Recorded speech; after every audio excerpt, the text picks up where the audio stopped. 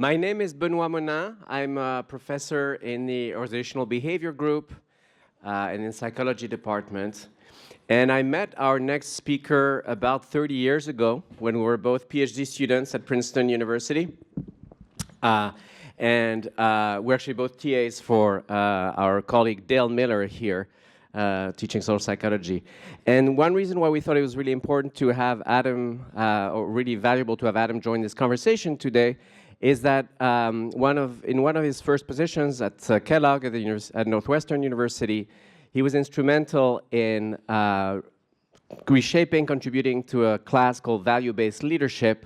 And when I was involved with the ethics course years ago here at Stanford, we had many conversations about this, and it was certainly an inspiration and a point of comparison as we were thinking about how to teach ethics here at Stanford.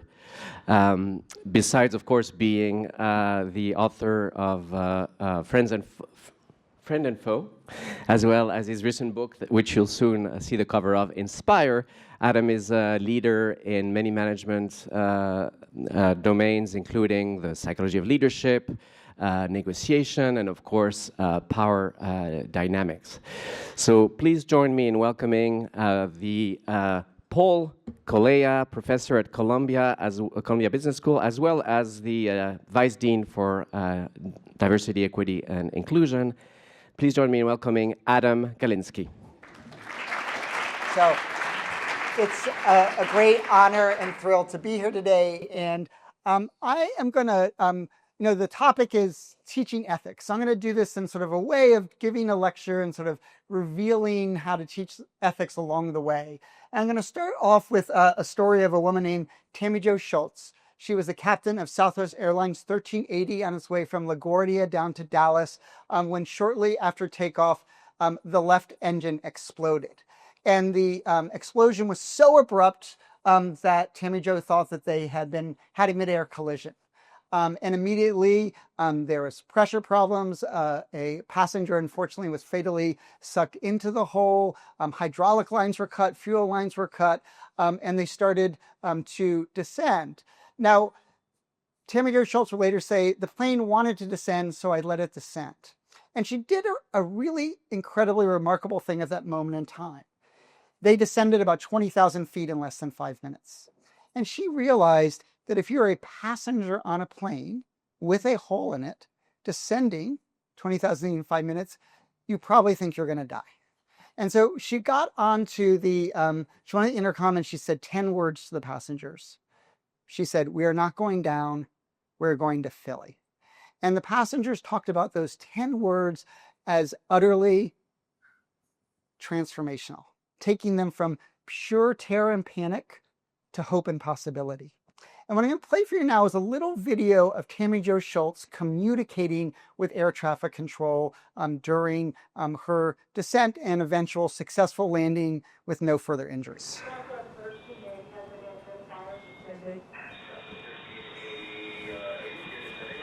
The tickling you to sipping had a fire in the roof.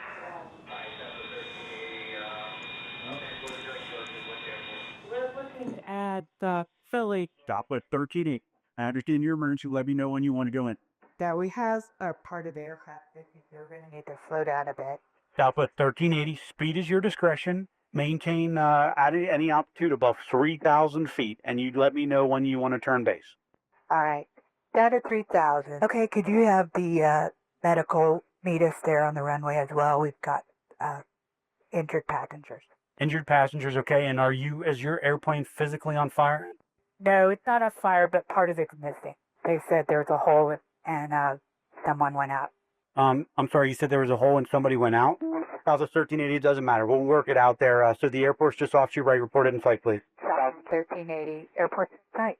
Southwest 1380, runway 27 left, clear to land. Southwest 1380, right here when you're able. You want to stop wherever you need to assign. Thank you. We're going to stop right here by the fire stuff. Thanks, guys, for the help. So if you were to describe one word to represent her voice during that change, it would probably be calm, right? She just exuded calmness. Now, when the EMTs analyzed her or met her afterwards to make sure she's okay, one of them asked her a question. They said, "How did you get through security?" And she said, "What?" And they're like, "How did your nerves of steel not set off the alarms? Like, your physiology is totally normal." Now, after they landed and she'd been checked out, she went row by row and looked every passenger in the eye to make sure they're okay. She told a little girl how special she was, that she never had the oxygen masks fall on her flight. And afterwards, she said, "I find it remarkable that more people in the press have talked about this stroll down the aisleway and empathically meeting passengers than talking about the incredible competence it took to land this crippled plane." Now, I want to tell you about another captain who also dealt with a hole in his vehicle. And this is Captain Francesco Centino, the captain of the Costa Concordia. And as many of you know, he got too close to shore. There's debate about why he did it. He said he was saluting mariners. Prosecutors claim he was trying to impress his Moldovan dancer who was on shore. But regardless of why he did it, 150-foot hole ripped through this ship. Now, unlike Tammie Joe Schultz, he did not contact the Coast Guard immediately. It took him an hour. What was he doing during that hour? He was trying to get his story straight. He was trying to say that the blackout caused the accident rather than the accident caused the blackout. Who could he blame it on? The helms person. It took him 20 minutes once they got on dithering before he came clean. And here, I'm going to show a video now of him talking to the Coast Guard. But Centino is not on the ship at this point. He is in a lifeboat. Now, he claims that he stumbled into the lifeboat, which is pretty incredible, just miraculously falling into the lifeboat of the ship. But what's even more amazing is his acrobats allowed him to somehow, when he was falling, to get out of his captain's uniform into civilian clothing. So he's sitting in the lifeboat in civilian clothing. It's 12:30 a.m. and the Costa Concordia is heavily submerged. Passengers are still trying to abandon ship. One person who has already succeeded is the captain. Aspetta, io sono De Falco da Livorno, parlo col comandante? Buonasera, comandante Fatto. Mi dica il tuo nome, per favore. Sono il comandante Schettino, comandante. Schettino? Sì. Ascolti Schettino. Ci sono petroli trappolati a bordo, adesso lei va con la sua scialuppa. Sotto la prua della nave, lato dritto, c'è una biscagina. Lei sale su quella biscagina e va a bordo della nave. Va a bordo della nave e mi viene a dire, mi riporta quante persone ci sono. È chiaro? Io sto registrando questa comunicazione, comandante Schettino. In questo momento la nave è inclinata. Ho capito. C'è gente, ascolti, c'è gente che sta scendendo dalla piscacina di prua. Lei quella piscacina la percorre in senso inverso, sale sulla nave e mi dice quante persone e che cosa hanno a bordo, chiaro? Mi dice se ci sono bambini, donne o persone bisognose di assistenza e me ne dice il numero di ciascuna di queste categorie. È chiaro? Guardi, Schettino, che lei si è salvato forse dal mare, ma io lo porto veramente molto male, faccio passare l'anima di guai. Vado a bordo.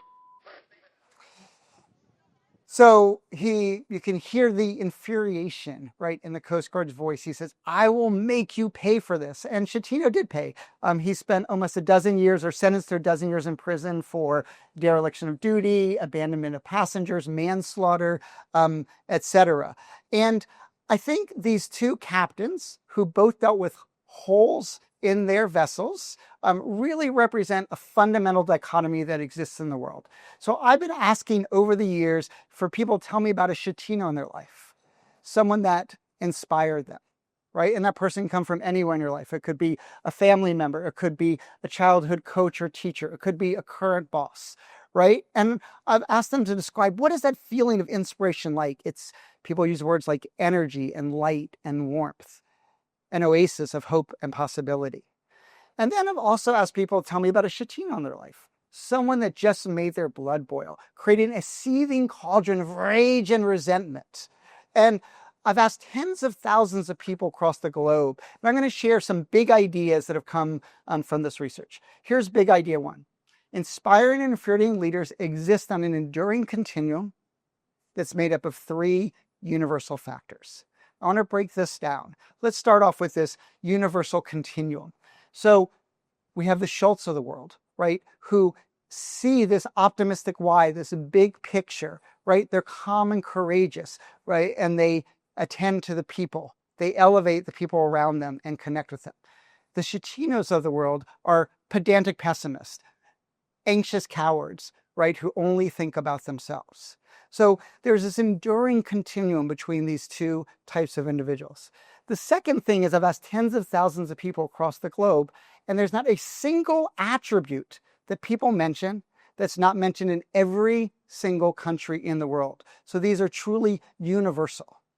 And then the third, which I've sort of set up for you, is they really fall into three categories. And the three categories are being visionary, which is how we see the world, right? That optimistic big picture, that why. How we are in the world, being an exemplar, that calm courage, for example. And how we interact with others in the world, right? That sense of empathy and elevation. And I'm going to give you a little, does this go? A little mnemonic device to remember this. I call this the Venn diagram of inspiring leadership. So that's the first big idea, that inspiring and influencing leaders exist on an enduring continuum that's made up of three universal factors. Now, one of the questions you might ask is, why are there three universal factors? And that's the second big idea. And the reason why these are the three universal factors is because they each meet a fundamental human need. So being visionary meets the fundamental human need for meaning and understanding. Being exemplar meets the fundamental human need for that sense of passion and protection. And being a mentor meets the fundamental human need for belonging and status. So we have these three universal factors, and they're the three universal factors because they satisfy fundamental human needs. So I want to go through each of these really quickly and talk a little about that. So what does it mean to be visionary? Well, to be visionary is to have that big picture, meaningful, optimistic why. Now, how do we get into a visionary state of mind? Well, one of the ways that we can do that is we can reflect on our values. So this is something we ask every MBA student at Columbia Business School to do in every program. We ask them to list up to 5 values that are important to them and place them in a hierarchy where their most important value is first and the other ones, in a sense, support and flow from that top value. And then we give every single person a laminated values card. And I'm going to show you my laminated values card right now. My number one value is generosity. And what I mean by generosity is not just financial generosity, but emotional generosity, generosity of interpretation of other people's behavior, positive energy, Kaizen, continual improvement. My wife lived in Japan for a couple of years and loves that concept. And I'm going to show you a study that we did that shows the power of reflecting on our values. We worked with a Swiss employment agency. And in Switzerland, to get unemployment benefits, you have to go to an employment agency, register in person. And for half the people that came, we gave them a little values exercise. We asked them to do the values hierarchy, and we added 2 other components. A, why are those values important to you? And B, how have you demonstrated your values most recently? And I think what happens is it creates that optimistic energy, right? That sense of meaning and understanding. And what we found is that 2 months later, the people who had reflected on their values were twice as likely to have a job. And that saved the Swiss employment agency tens of thousands of dollars. So that's amazing. And the effect was so large, we had to end the experiment and give everybody the values intervention. So one of the things that we can do to get into a visionary state of mind is to reflect on our values. And I think this is the big idea 3, and it's the teaching lesson 1. So I'm going to give 6 big ideas and 4 teaching lessons today, is the power of personal reflections and how we can use personal reflections in the classroom to generate ideas and possibilities for our students. Let's go to exemplar now. What does it mean to be an exemplar? Well, one thing it means is to actually exemplify your vision. That means don't be a hypocrite, right? There's nothing more infuriating in the world than someone who says one thing and acts in the exact opposite. Or demands, as Martin Luther King would say, demands or compels on some people actions that they do not compel on themselves. I'm going to show you two pictures. One of them is a woman named Bubalina who fought for independence of Greece, and the other is a man named George Washington who fought for the independence of the United States of America. And I saw this picture in the island of Spetses off Greece, and you can see that they're remarkably similar. And I think it tells us something fundamental about being an exemplar. Where's their boat? It's in the front. Where are they? They're standing up in that boat. They're taking on the most risk, right? They're protecting other people. So one of the components of being an exemplar desired behavior is calm and courageous protectum. Exactly what Tammie Joe Schultz did. She protected people. Now, another element of being an exemplar is going to be an exercise that we're going to do right now. So I'm actually going to pair you all up. And what you're going to do is you're going to turn to your partner. So you two would turn to your partner and you're going to talk about a passion of yours. It could be anything. It could be something about work, something about your family, something about your hobby. Maybe you're an actor on the side and work in theater, for example. And so just turn to your partner for about a minute. And then I'm going to say switch. And then you're going to switch. And the listener is going to be the passion speaker. So everyone do this. Find a partner. So two, maybe Ariana, you can come over here. I want you to tell me, for those of you who played the role of the listener, when you were in the role of listener, what did you notice about your partner change when they start to describe their passion? Anything you noticed behaviorally? What did you notice anything in their behavior that you noticed change? Let's hear from people. Yeah. They warmed up. Okay. So they warmed up. I might say their eyes lit up. Okay, so what else? Yep. They smiled. Big, beaming smiles. What else? Yeah. Okay, more body language and hand gestures. They probably also talked a little bit faster with a little higher pitch, more body things, and that they also kind of leaned in as if telling you a secret. So research I've done with Jan Yachimowicz, we can show that when people start talking about their passion, it's in their eyes, it's in their mouth, it's in their throat, it's in their hands, it's in their body, right? And I think there's a couple things to point out about this. The first is, what happened to you when you started listening to the passion? Like you probably started to reciprocate. Your eyes lit up a little bit. You leaned in. You smiled a little bit more.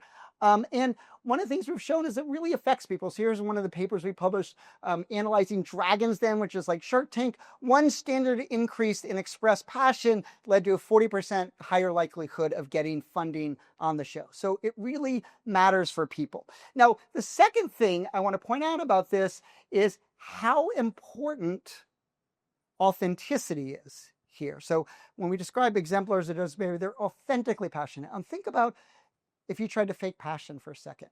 You'd have to make your eyes big, then you have to smile, then you have to use your hands, and you have to speak it the right way. That's almost impossible to control. But notice that when you're authentically passionate, all of those behaviors happen spontaneously and simultaneously. So to inspire other people, we need to tap into our own passion. It's a lot harder to inspire someone else if you yourself are not inspired. Now, how do we get into an exemplar state of mind? Well, here's a picture of one of my former students, Jillian Koo, who's now the Vice Dean of Faculty at London Business School. And when she went to give her talk at London Business School, she was really nervous. She'd given kind of a bomb of a talk at HBS, and so her confidence was a little shaken. And they gave her half an hour before her talk to get ready, and she wrote out a little essay. Now, this essay wasn't a random essay. It was an essay that the brilliant Deb Grunfeld and Joe McGee and I had created and started testing in our research. And this is what she wrote about. She said she thought about a time when she felt powerful and control, and she described the situation where she felt powerful and control.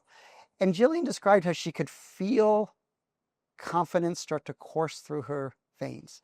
She said, I felt super, and then I went and acted super. And so we followed up this research and shown in some of this research paper called Power Gets the Job, right? Priming power improves interview outcomes. And so the idea that we can become that calm, courageous protector who is authentically passionate by thinking about those times when we were our best self. And finally, I want to end with the mentor as the third universal factor. And I'm going to give you a little physics problem.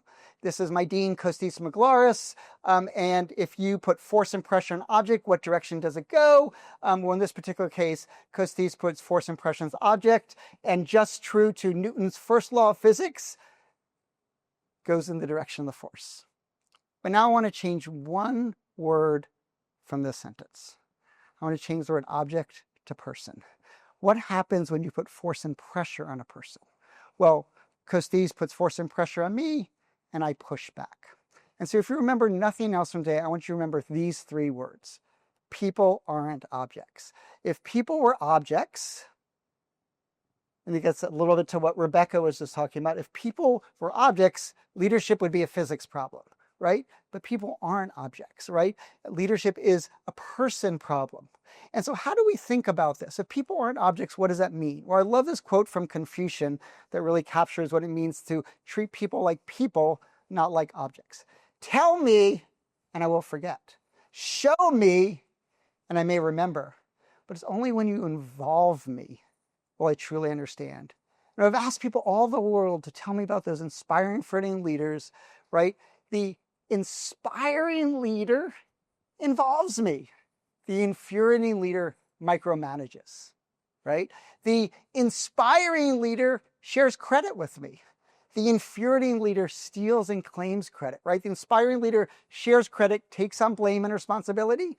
The infuriating leader puts blame and responsibility, just like Schettino did, onto others and makes credit for all the good things that happen. So how do we get into a mentor state of mind? Well, I'm going to show you two ways that we can get into a more inspiring state of mind. One is something I've studied the most in my career. I first started researching this in 1995. I actually met Benoit literally this month, 30 years ago, right? And it was right about the time I started studying perspective taking. And here's a study that we did with every third-year medical student at George Washington Medical School and Howard Medical School. Is for half of them before doing a patient examination, we gave them a little perspective taking task. We said, put yourself in the shoes of the patient you're about to encounter today. To practice perspective taking, try to think of a recent interaction where you put yourself in the shoes of another individual and tell us what they're thinking. And then we asked the patients who didn't know about the experiment, right, to rate their satisfaction, and they rated their perspective taking doctors as more satisfied. Now, one of the most important things about this study is we showed that increased trust in the doctors. Now, trust is incredibly important because if you trust your doctor, you're more likely to follow their advice. You're more likely to be consistent with the therapeutic regimen that they give you. Here's another paper that we just published a couple of years ago, Tin Jane, Dan Wang, and myself, is we came up with a new concept that we called sort of, we talked about learning mindsets, but we also can think about where we get our learning from. Learning direction is what we called it. And so we asked people to think about downward learning. And so we took people who are about to be mentors, and for half of them, we said, think about a time when you learned something from someone above you. But then for the downward learning, we said, think about some time when you learned something from someone with less power than you. Describe that situation. And then they became mentors to someone. Now, again, the mentees did not know about our experiment. But we asked them about how good their mentors were, and they rated them as higher on both engagement and empathy after they had engaged in this downward learning.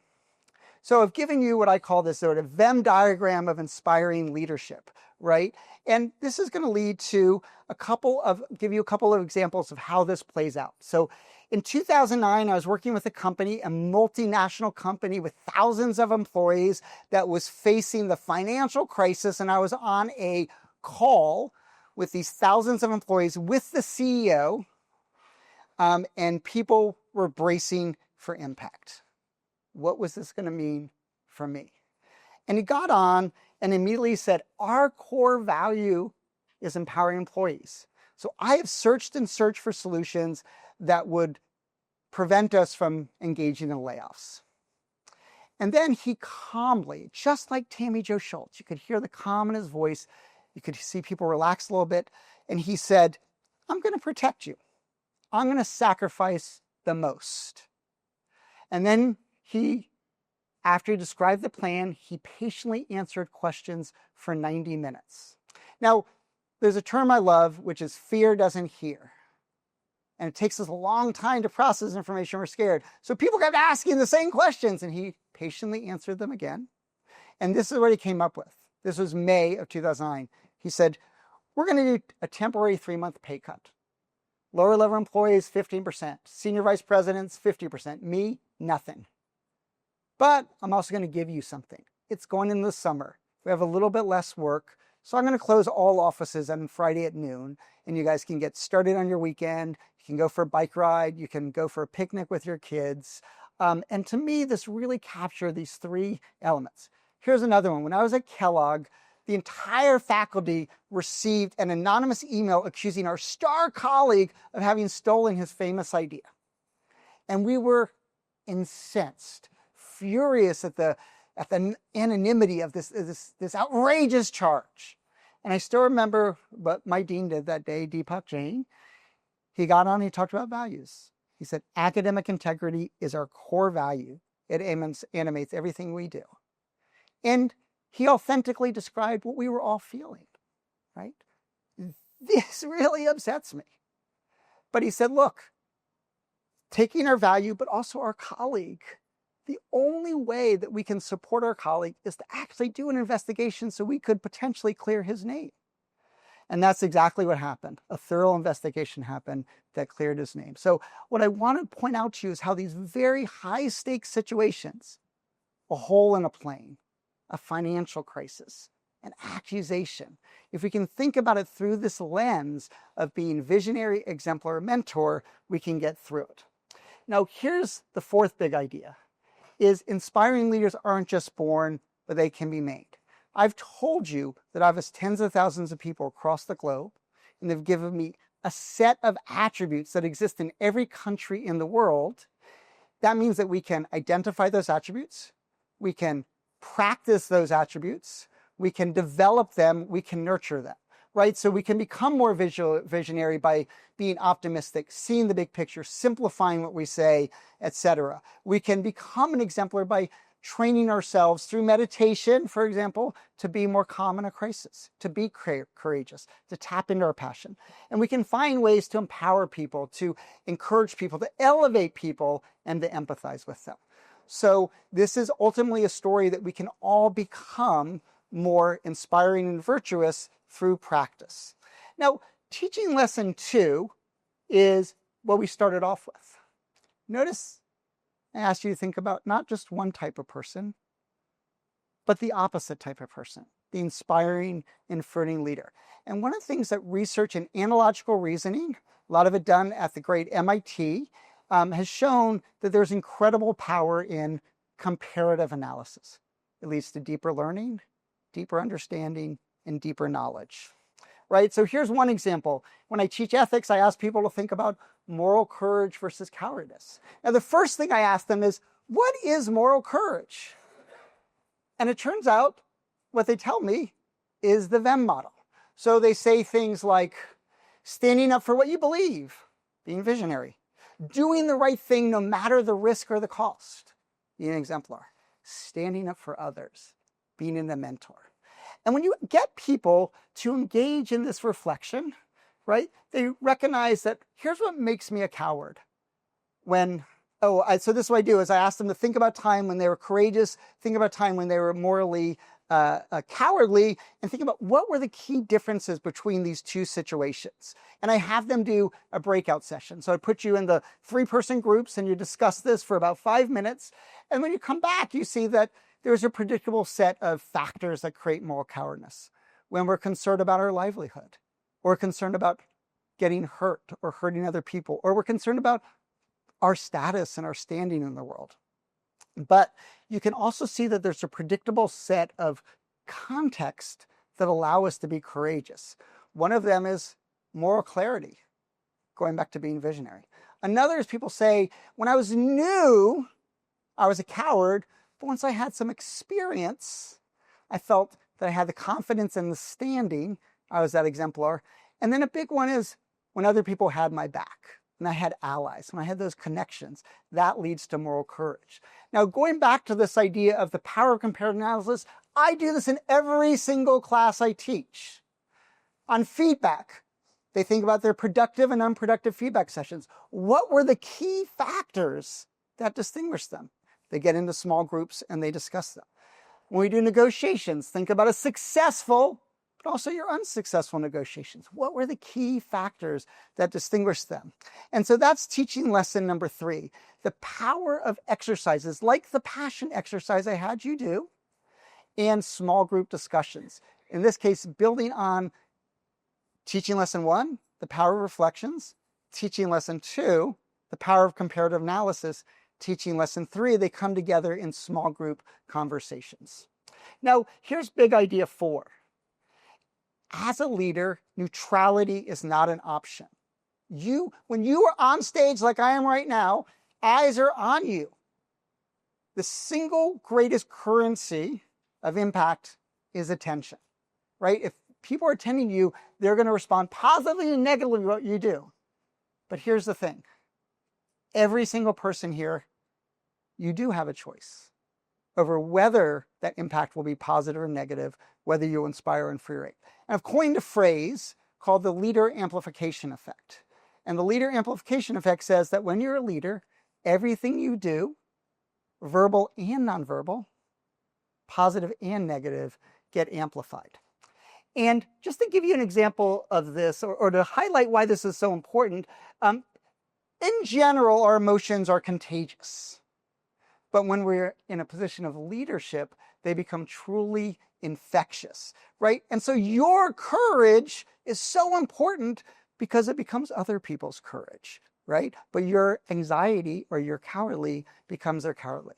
And to highlight this, I'm going to tell you a story about my first day in graduate school in 1993, back when Rebecca was here at Stanford GSB. And my first class was a man named Danny Kahneman, and there was 10 other first-year doctoral students. And I was intimidated by their brain power, but I also wanted to prove that I belong. So about an hour into it, I raised my hand with something really insightful to say, and I still remember the 4 things Danny did that day, which is the exact opposite of your passion expressions. He crossed his arms, he shook his head, he scrunched up his face, and he said, that's not, oops, too many things, that's not right at all. Now, Danny and the class moved on, but I didn't. I was frozen. Those words reverberate inside of me. That's not right at all, right? I felt humiliated. It took me weeks to speak in any class, especially Danny's class. But about 6 weeks later, I was literally walking down the hall and Danny passed me, and without stopping, without even slowing down, he kind of casually said over his shoulder, "Hey, Adam, I love reading your reflection papers. You're a great writer." And then he turned the corner. And I still remember I did not know what to do with I literally just started skipping down the hallway. I called my girlfriend at the time to tell her. And these 2 very different Danny Kahneman stories represent the exact same phenomenon, the leader amplification effect. Now for Danny, those comments were inconsequential, right? They were casual and offhand. But for me, they were deeply impactful, right? Humiliating criticism, but also glorious praise, right?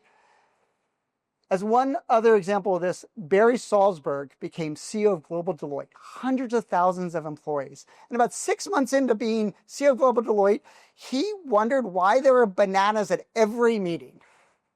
And he's like, I've been at Deloitte for 30 years. Is it a symbol of Deloitte? Does someone really important love bananas? So he asked his assistant, hey, why are bananas at every meeting? And she said, because you love bananas. He's like, what? The first meeting that he ever went to, she was watching him like a hawk, right? And he picked up a banana with a little bit of enthusiasm, and she coded, oh my God, Barry Salzberg's love bananas, have bananas at every meeting, right? And that was even nonverbal. He didn't even say anything. Here's a third example of the leader amplification effect. Imagine you get this text from your friend that says, I need to talk to you. And you'd probably be like, what is this about? Does it involve me? You probably will worry, but just a little bit. Now imagine that same text came from your boss, right? It would literally scream off the page, right? And I came face to face with that when I was a doctoral student, when I was an assistant professor at Northwestern. And assistant professors are interesting, right? You have more power than the doctoral students, but less power than the full professors who are voting you one day. And I saw Gail Berger one day and the elevator doors open. I said, Gail, come by my office at 3 p.m. I need to talk to you. And 6 hours, Deb knows Gail, so 6 hours later, Gail walked in, crouched down, right? And I was like, what is going on? Because all I wanted to do was go over some research materials for a project that we're working on. And I still remember what Gail did that day is she literally slammed her fist on the table and said, never do that to me again. I was like, oh my God, do what? And she said, never tell me you want to meet with me without telling me why. Do you know how much work I got done the last 6 hours? 0. Is Adam mad at me? Is someone else mad at me? Am I going to lose a resource? Now, first I thought Gail's neurotic. Gail is a little neurotic. But the next day, the chair of my department, Jean Brett, texted me or emailed me and said, come by my office, I want to talk to you. And I crouched down, right? And so what's going on here? Well, how do we solve this and leverage this? Well, one way we can solve this and leverage this is really recognize two things. One is self-awareness. When we are a leader, we are going to have an impact, and recognize that. And then take the perspective of what that impact might be, right? So for Danny Kahneman, that example, it's taught me to first reduce public rebukes, right? That thing that Danny did in front of others, that's not right at all. But it's also led me to increase my praise of others when they deserve praise. And I'll come back to this at the very end. I go back to Gail. It was inconsequential. I needed to see her. I said, come by my office. I need to talk to you. What if I just said this? Come by my office at 3 p.m. We can review your research materials.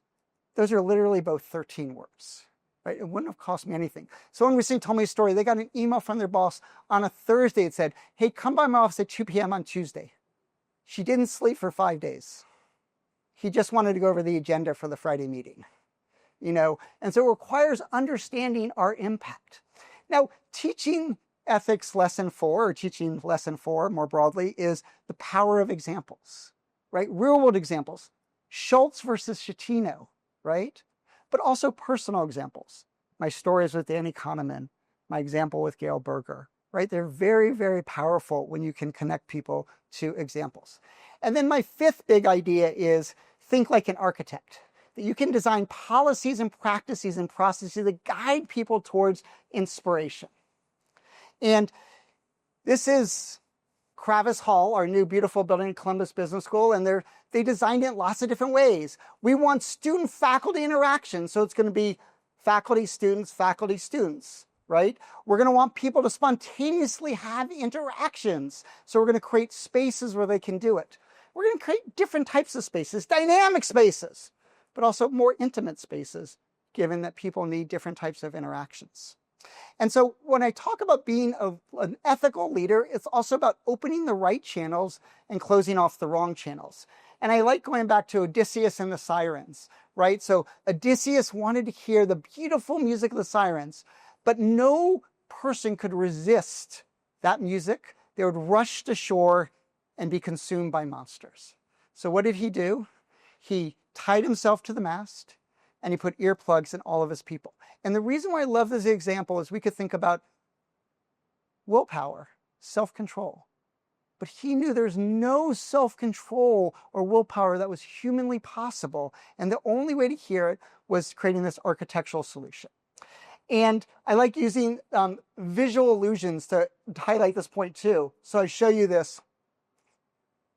And you see this, this thing, and it's basically the same size as this thing back here, even though it looks much bigger. And even when I take it away, here's the thing. I just showed you the same size, but it still looks bigger, right? There's no way we can prevent you from seeing it bigger. And one of the ways that I really like to highlight the idea of opening the right channels, closing the wrong channels, is casinos, right?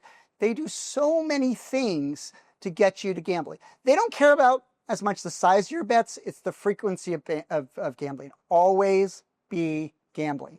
So what do? right? They have no clocks and windows, right? So you have no idea what time it is. It could be 3 in the morning, 3 in the afternoon. You can be gambling 2 hours or 10 hours, right? There's cold temperatures, bright lightning, so you don't go to sleep. Now those lights and sounds keep you awake, but they also tell you someone's winning, right? You get complimentary beverages. You didn't lose $100, you just paid $25 a drink. Those beverages have alcohol. They lead to risk taking. You don't bet with real money, chips, because it's easier to throw down the chips, right? Now, where can you get chips? Everywhere. We're going to cash out chips. One place, farthest from the exit. And then there's a maze, so you can't get out. Like you're over here, you're trying to get out, you're over here, you're trying to get out, and then you're like, ah! And you just start gambling again. And then you have social games. So you feel like you're part of a community. There's lots of different games, so you never get bored, right? And the reason why I really love this example of casinos is because it teaches us fundamental about what it means to be an architect, which is that the goal can be infuriating, inspiring, but the methods are the same. Some of you probably know the famous stuff about organ donation, about opt-in versus opt-out. The Netherlands did a $1 million direct marketing campaign to all citizens to get them to be organ donors, and they dramatically increased it. But look at their neighbors in Belgium, 98%, right? And so this is opt-in, this is opt-out. When England switched to opt-out, they went up to 96%. But one of the reasons why I like this example is I try to turn people into what I call sophisticated architects. It doesn't mean opt-out is always good. When should you use opt-out? When all you care about is the amount of participation. But when should you use opt-in? Well, when you care about the quality of that participation. But this is where, again, thinking like an architect really matters, is when we use opt-out programs, people can feel manipulated. So sometimes we use opt-in to prevent that sense of infuriation. Now, I like to use the word tools versus weapons, right? And a knife is a great point. A knife can be used to open boxes, cut vegetables. It can also be used to stab people and hurt people. And so the knife is the same regardless how it's used. It can be an inspiring tool, an infuriating weapon. We can open channels or close channels. It all depends on how our goal is. So I think the casino one's a great example. We don't love the vision or the goal of more gambling, but we can still learn a lot from them. Now, I'm going to give you a couple examples where architects don't think like architects. Now, what do I mean by that? Well, I want to go back to the hideous... Well, Kravis Hall was originally created to, right, increase a sense of community and connection, fluidity, dynamism to facilitate unplanned meetings. Now, if we go back to the hideous Uris Hall, I used to call it a Greyhound terminal. It was horrible, but there's one bright spot. On the 3rd floor, there was a single espresso machine. And even the dean would come up from the 1st floor to the 3rd floor to get espresso. And it led to a community. Now, we made a fatal fundamental error in the new building, is we put an espresso and a latte machine on every floor, and now we have 5 separate silos. And I've been in dean's meetings where we're like, should we do Bagel Friday? What can we do to increase interaction? I've made a proposal, which has been rejected, which is that we have 3rd floor has coffee, September and October, 5th floor gets it, when you just do it one place. But this example, here's another, and this is Google.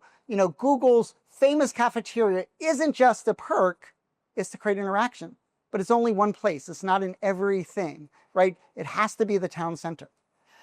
Some of you might know the Vessel, which was built in Hudson Yards in New York City. And the architect said, I want it to be America's Eiffel Tower.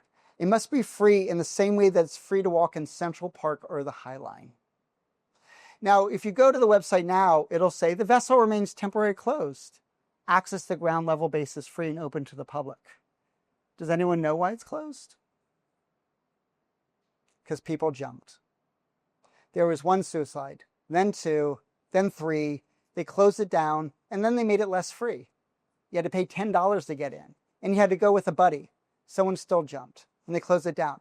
Now, the reason why this example is so vexing is because 4 years earlier, someone said, this is exactly what's going to happen. And the architects refused to damage their pristine design because they weren't thinking like psychological architects. Can you go to slide, I think it's 95? I'm going to skip a little bit since we're running out of time. Oops, you could do, well, I could do that. So, okay. So let me get to big idea. Well, maybe I'll give you this one example because it's such a good example.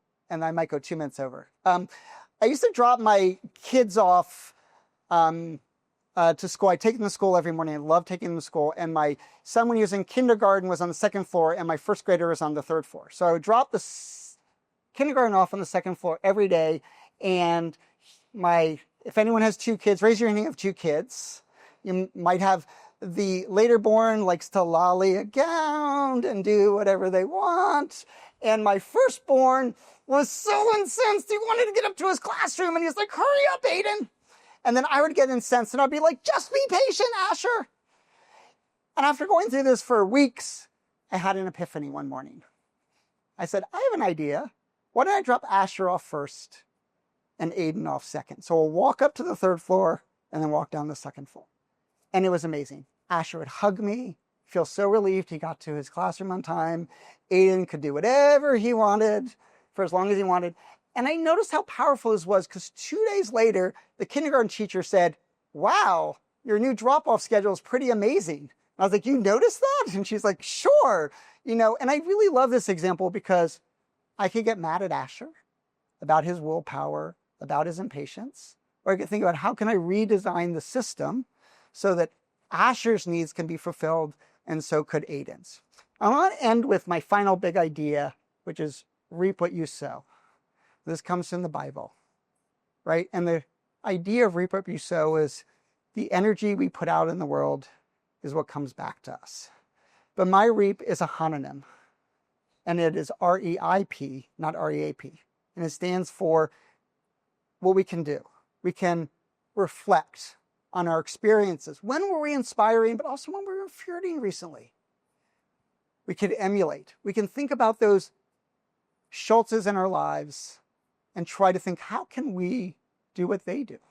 And then we can churn our reflections and our emulations into an intention. And then we can churn our intentions into a practice. And what I've tried to do is give you 6 big ideas today. The first big idea is that inspiring and infuriating leaders exist on an enduring continuum that's made up of 3 universal factors. These 3 universal factors, visionary, exemplar, and mentor, are the 3 because they each satisfy a fundamental human need. I've also suggested that reflections can help get you into an inspiring state of mind. And we have to understand that Venn diagram expands when we're a leader because of the leader amplification effect. You don't have a choice to have an impact, but you do have a choice of whether that impact is inspiring or infuriating. 5th, think like an architect. And 6, reap what you sow. And my 4 teaching lesson ideas are the power of reflections, the power of comparative analysis. And what I've shown you what I do in the classroom is I take those reflections and those comparisons, and then I turn them into an exercise or a group discussion. And then the power of examples, both personal and real world. And I want to end with one final story about how each and every one of us can be more inspiring. So there's a man named Joseph Stigliano. I met him in an executive education session. He's president of a bank with 1,200 employees. And he sends a birthday message to every employee every year. That seems impossible, right? That's like 5 messages every day of every workday of the year. But he says he does it over his cup of coffee, and it takes him about 10 minutes. And he's got to be a little prepared, so we can see thinking like an architect and designing that. But he showed me an example. He said, hey, Deb, happy birthday. How was bowling this weekend? And then he showed me the response. Oh my God, bowling did this, blah, blah, blah. It's like a novel they write back. And so I was sharing this with someone else recently, and a CEO. And this person contacted me afterwards and said, based on your Joseph Stigliano, I started actually doing something over my morning coffee. Every morning, I send out a note of praise or gratitude to one of my employees. I either say, hey, I was just thinking about how you hit that presentation out of the park. Or, you know, last week you helped me in that report, and I just want to say how much it helped me and how much it meant to me. And what I like about this story is he said, I did this to put a skip in their step. And he said, but what I got back were these incredibly gushing emails thanking me for my thinking. And he said it put a skip in my step. And he said something really interesting to me. He said, I realized when you praise people to their face, they get embarrassed. They're like, oh yeah, you know, yeah. But he said, when you praise them by text, they get to savor it. They get to share it with their spouse or friends, and they feel more comfortable replying with great enthusiasm. So what I call upon you to make a more inspiring world is just to think about every day, what's the one thing that you can do? What's that one small mitzvah that costs you very little, but provides great benefit to others? It's going to put a skip in their step, but it's also going to put a skip in yours. Thank you so much. Does anyone have one? Yeah. Yes, Ayman Hindi, friend of the GSP. Thank you so much for a great presentation. Thank you. But while I was listening to you, I couldn't help but translate the word leadership every time you say it into fitness. So you give us a great description of what a fit person is. You show us exercise, how to be fit. You showed us a nice description of how the gym should be designed to get people to be fit. We have all of that. We look at here, the great gyms in the GSP. Any video on YouTube tells you how to do all of this. But the level of obesity in the country is very high. By analogy, the quality of leadership we have is terrible everywhere on the political side, business side. So what is your explanation that we have this great body of knowledge, but in real life, it's really going in the opposite direction? Thank you. Yeah, it's a great question. I mean, I think there's a few things I'll say. One is we need to open the right channels, right? And again, thinking like an architect, how do we create it easy, right, for people to get fit? One of the things I talk about in the book is also the last chapter talks about what I call inspiring partnerships. And I think one of the things is that we don't do everything well ourselves, right? You know, and so we need sometimes to, you know, I give the example of like the famous Steves, right? Steve Jobs and Steve Wozniak. Like one of them was brilliant strategically, the other was brilliant technically. And together they created Apple, right, in this brilliance. But individually, they wouldn't have been able to do that. And so I think one of the ways that we can be more inspiring is thinking about who can we partner with that can, we're just never going to be able to develop quite those inspiring skills. And so we need to find that person, you know, that can help us. And so I think that's another thing, is finding the right partnership. I think finally, sometimes I'm going to go back to vision and meaning and that sense of purpose and understanding. And sometimes that can be directed in a dark way, but feel invigorating inside. And sometimes that can be directed towards outgroups, right? Hatred towards outgroups. And so I think it gets back a little bit to what Rebecca was saying, and it gets back to the choice to inspire or infuriate. It gets back to the gambling example and the knife example, right? It's like some of it comes down to the choices that we make and helping people see that more inspiring way of being. Any other questions? Yeah. Oh yeah, Nir. Hi, thank you, Adam, so much for this. I'm curious to connect, if you can help me connect the Odysseus example to the earlier talk we heard today. So I saw Odysseus in that kind of story that I know, and what I saw is someone who is so privileged and can say, well, I can be connected to the mast. I'm going to be able to listen to the songs and so on. Everyone else needs to have earplugs. They're going to row.